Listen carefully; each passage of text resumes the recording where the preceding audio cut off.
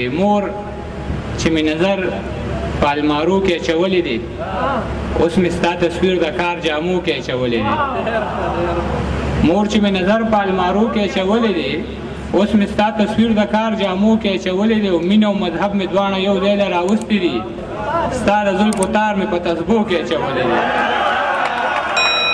مینه بل نه مینه غواړي پکې اوسي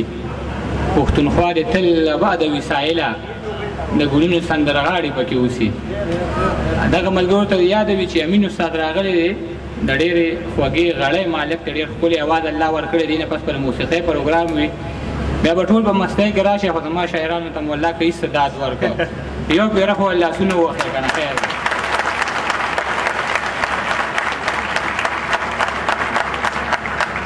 ډېره مننه بس دغه شاعران ملګري ختم شو زما نمبر پکې پاتې دی ما خو شعرونه هم وې خو دا ملګري وي چې شعرونه ووایو دلته زمونږ د شپقدر عاجز صاحب خبره کوي خو پهله به سوارې ولا غزل وایي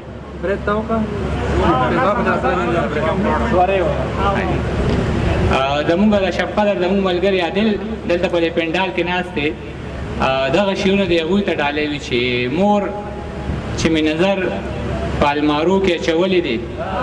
اوس مې ستا تصویر د کار جامو کې اچولی دی مور چې مې نظر په المارو کې اچولی دی اوس مې ستا تصویر د کار جامو کې اچولی دی او مینه او مذهب مې دواړه یو ځای له راوستي دي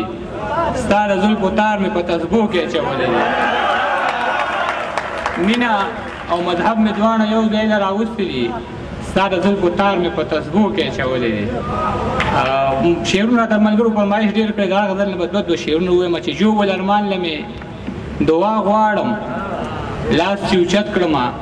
نو تا غواړم او خدایه لوریانو له مې رور ورکې کمزورې شوی یم امسا غواړم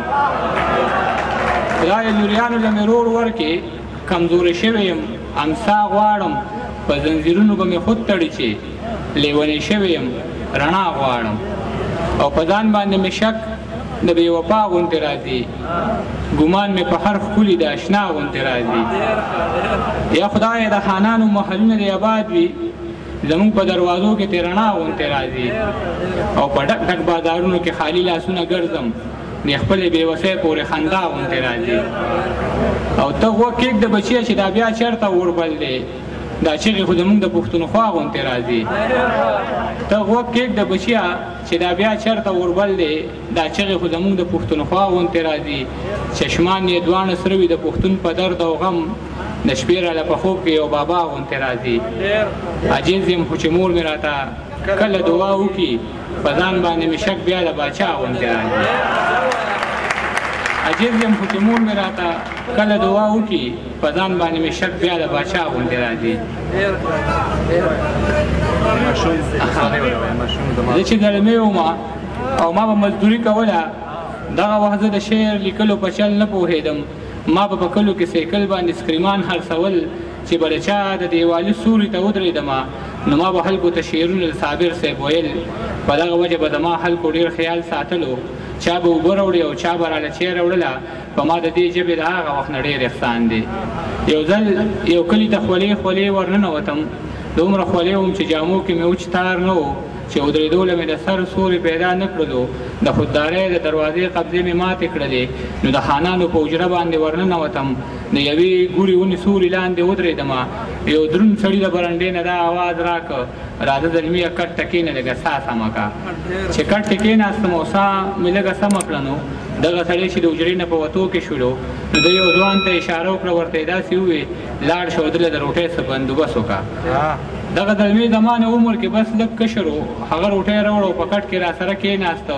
هغه روټۍ دومره پستې وې لکه نرم مالوچ داسې خوشبو د دې روټۍ نه راحته لکه چې چېرته زما د وړې خور وي په لاسونو پخه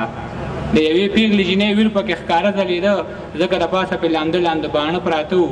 دا په اور نه ولاله چا په اسویلو پخه وه زه یې حیران کړم او ما ترېنه تپوس وکړه ستاسو په کور کې دا روټۍ څوک په مشین پخوي هغه وی نه زموږ په کور کې اوراندار ده زما په سره ګرمۍ کې چې په اور څومره کارونه کېږي نو دا به ټول زما د دغې اوراندار په لاس وي او بیا چې ژمي شي یخني راشي او کومه راشي بیا چې په کور کې د اوبو څومره کارونه کېږي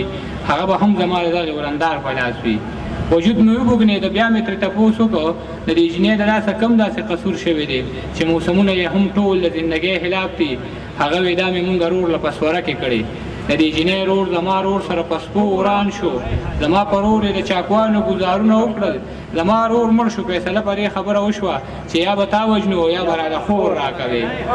هغه پښتون و او پښتو یې داسې وپالله هغه پښتون و او پښتو یې داسې وپالله چې په جرګه کې په جار دغه خبره وکړه ما ته څه مه وایې خورجانه مې رضا ده په دې